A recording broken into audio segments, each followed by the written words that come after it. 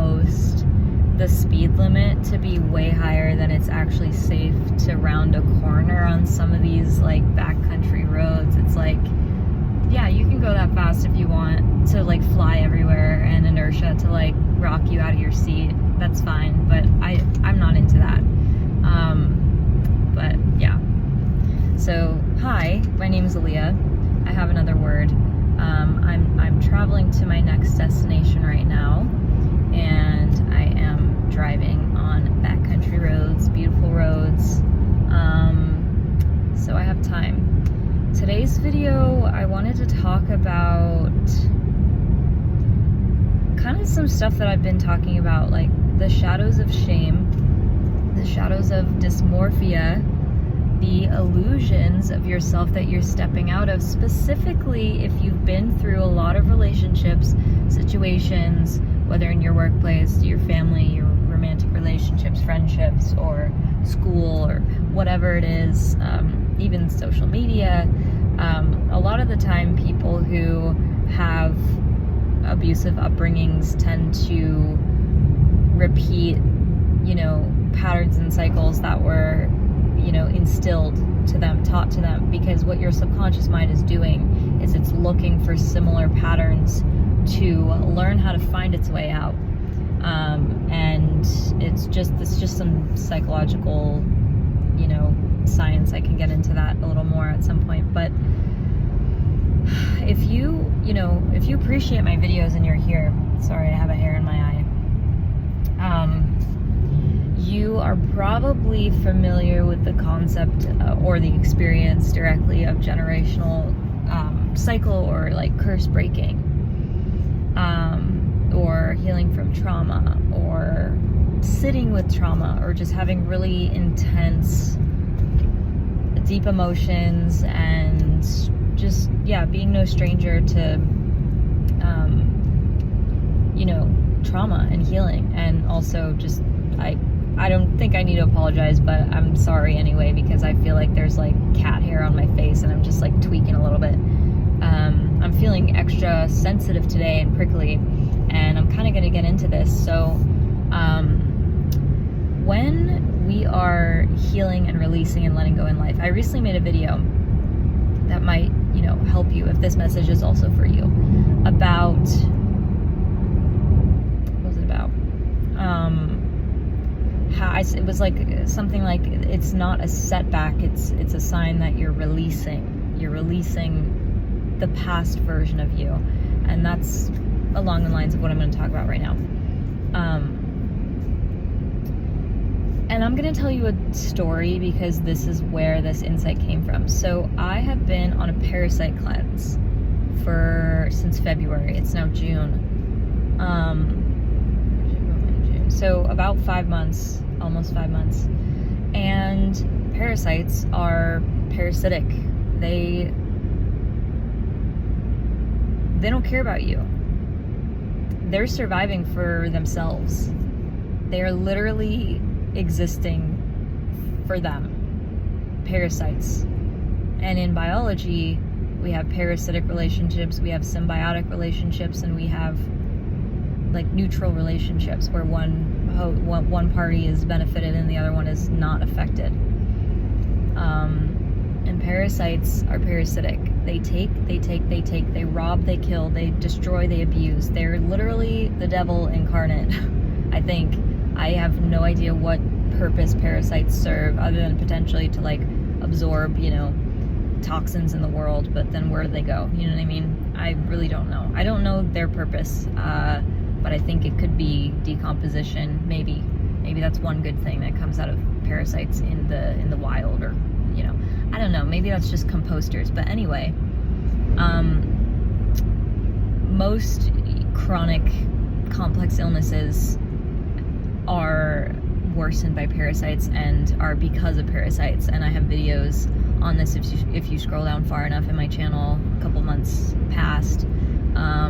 It's not something that's very highly talked about. But anyway, I'm doing a cleanse, okay? So I have seen such a drastic improvement in my physical health, my emotional health, my energetic, spiritual, mental, state of being throughout this cleanse.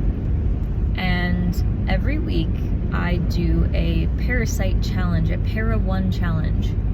What that means is every hour for up to 12 hours, I take a certain dose of anti-parasite killing herbs. So what happens is I put a lot of pressure, steady pressure on parasites in my body for a set amount of time. And when parasites die, and I'm telling you this story because it mirrors trauma, it's hand in hand. And I will tell you, when I started cleansing parasites, certain relationships that weren't of service for me started falling out of my life. Just like that. Literally in sync with releasing this physical crap. So pay attention to that also. This parasite cleansing is a massive, massive part, I think, of spiritual evolution and emotional healing. That's a separate topic, but I could go off on that so much. But anyway, cleansing, when you kill a parasite, and in life, when you let go of your past, of the parts of you that don't serve you anymore, maybe they were survival mechanisms or trauma adaptations to your, toxic situation. When you let go of those things, emotions release, pain releases, and when you kill a parasite, they literally release toxins. They rot, and trigger warning, this is graphic, they poop and they die in you. And the things that they release ferment. It creates bloating and gas, not only in the gut, but in the organs, in the skin. And today I woke up, it's the day after my pulse day, which I do once a week. I'm cleansing parasites every single day for months, but once a week I do, I take the supplements every hour. And it's the day after, and I was feeling extra irritable. I had a little bit of body dysmorphia, to be honest. And I didn't let it rule me. I didn't let it stop me. I just alchemized it by being aware of it, moving through it, and focusing on the comfort of the clothes that I'm wearing, and the fact that my body is a freaking miracle, and so is yours. The fact that you have the ability, the capacity to process what you're processing, that is nothing short of a freaking miracle, my friend. So if you are feeling like you don't recognize yourself when you look in the mirror, I want you to remember this, okay? Because this is the truth. What is distorting your view of yourself from a lens of love and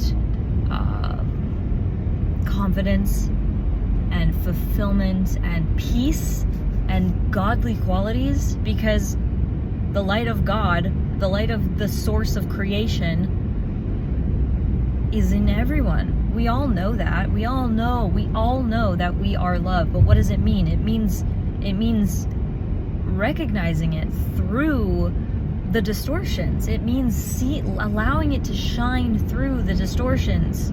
How do you do that? It's easier said than done, yes. How do you do that?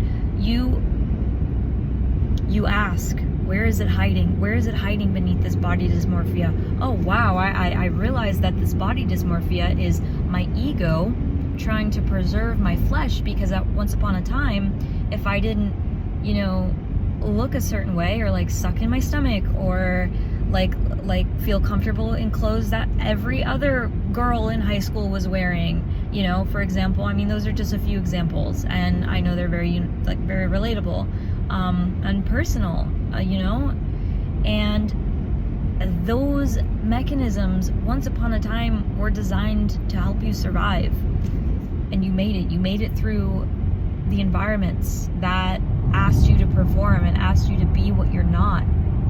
And it's just a protection mechanism. It's just a survival mechanism. Not everyone is in a place where they can be strong all the time, and God is not asking you to be strong all the time. It is what God wants is honesty. God wants to love you for who you are, where you are.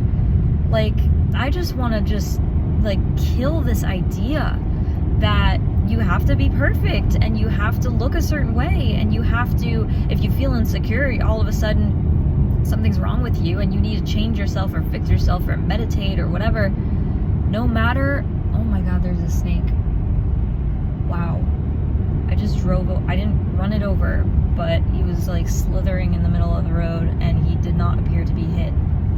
And he stopped, he froze with all these cars coming over him. Isn't that such a freaking analogy? This snake is representative of transformation and gracefully moving through the world. It's slick. It is a ribbon of muscle. It doesn't have limbs. It smells with its tongue. It navigates the world on the ground, like its belly is hugging the earth and navigating the earth so closely. And yet it doesn't appear that way when it's in the middle of the road, frozen, fearing for its life, staying stuck, staying still, getting all tense so it can survive these cars passing through its home, its environment. And that's kind of what happened to you and what you're recovering from. And what I'm talking about, I really want you to get this. I want you to let yourself cry. I want you to let yourself feel how okay it is to look the way you look, and to be as emotional as you are, and to feel pain that maybe nobody understands. It's okay. And you need to embrace that, not for anybody but yourself. And if it's hard to embrace it, I still love you. God still loves you. It's not natural to expect a person to be okay with all of these pressures that are put on us from the outside. So next time you have a moment in life where you have a flare-up, whether it's physical or emotional, and you don't recognize yourself, and it spirals into thinking that puts you down, I want you to remember that even if no one is there to love you how you need to be loved, that does not take away your light. It just means, I don't know what it means even. How it's so hard to find meaning in that kind of thing. But what I found it to mean for me, when I have no one to love me how I need, I have no one to support me through those moments when I need it the most, that's the most intimate kind of space for reflection that I think a person can have, because you have a choice, you know, you can choose to open, to let go of the lies and see the love and the light of God, and to recognize the love in you that has been there your entire life, that no one was able to mirror or reciprocate. The fact that you're finally feeling it out just means that you're ready to start calling it in from the outside world. So if you want to be loved a certain way, you need to learn what that feels like. You need to learn to expect it from a nervous system level, from a subconscious level, which means allowing yourself to grieve, allowing yourself to cry, and not believing lies about yourself. It doesn't mean push yourself to do what's uncomfortable or makes you feel really, really insecure. Like, I'm going to give you a very, very personal example. I was always self-conscious about the way my body was shaped, and I felt uncomfortable on the beach because you naturally wear less clothes on the beach because bathing suits are more exposing and they're more revealing. And for so many years, I was, for most of my life until maybe like 6 years ago, 7, 8 years ago, I was self-conscious. I didn't feel free in my body for a lot of reasons. One, for the way that people treated me, looked at me, disrespected me. I lived in a city at one point where a lot of people were very disrespectful towards women, like very. So that made it really hard. And I also was raised to hate the way that my body looked. Literally, I was raised to hate the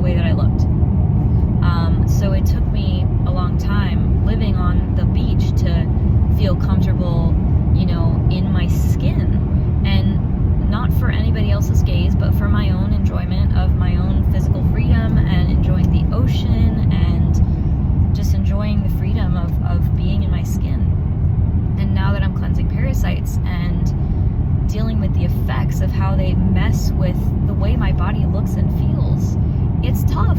It's tough, but that doesn't mean that I'm gonna push myself to like wear a bodycon dress and high heels and like do makeup or whatever just to like put up and project an image of how I think I want to look or feel. It means like walking out in a t-shirt and shorts and my orthopedic grandma flip-flops is what I call them because they're chunky and they're not very beautiful. Walking out in them and embracing the comfort that they give me and embracing how I feel, not for anybody but myself. Because what that does, when I drill that into me, not drill, but when I allow myself to experience that, only then can I give that love to you. The same thing that's making you uncomfortable, I also live that. I live it and I have lived it. And the reason why you're uplifted by the things that I share is because I was you. I am you. I'm not perfect. I'm not healed. But I'm honest. I don't hide. And that's the thing. That's the lie that society in some places has sold you, that you need to hide. You need to distort. You need to project an image to hide behind as a shield. But the only reason people say that is because they're afraid. What happens if I am vulnerable? Well, you know, they're afraid of going through the same cycles of abuse that they're trying to protect themselves from in the first place, which you can't blame a person, but it's like once you're awake to that reality, you can't fall back asleep to it. You have to acknowledge it and embrace it. So I'm gonna leave this here. I love you so much. Leave a comment if this resonated. Like the video if it resonated. Please help my algorithm grow, and you know, interacting with my content will help my messages reach the people like you who need to hear it, or who benefit from it. If you want to work with me personally, I have info and links in the description. And I also have an event coming up on June 30th called Gaslit to Guided, which is about some of the stuff I'm talking about. It is a workshop to help you learn intuitive and psychic development skills that are tangible, practical, and applicable on a day-to-day basis to help you map what it feels like to actually trust yourself, to trust love, to trust clarity. And it's especially designed with the people in mind who have been emotionally manipulated, robbed, abused of self-confidence, self-trust, all these things. So if any of that interests you, check the description. I also offer one-on-one psychic and intuitive readings with or without tarot, energetic readings as well. Info for that's in the description. And in those, I basically just take an energetic snapshot of what I see, what I feel, and I do my best to reflect back my sense. So it could potentially help give you clarity on some things, but ultimately you are the one who sees and knows yourself the best. So only, you know, get a reading if it feels right for you. So that's all I got. I'm sending you so much love, and I'll see you next time. Bye, my friends.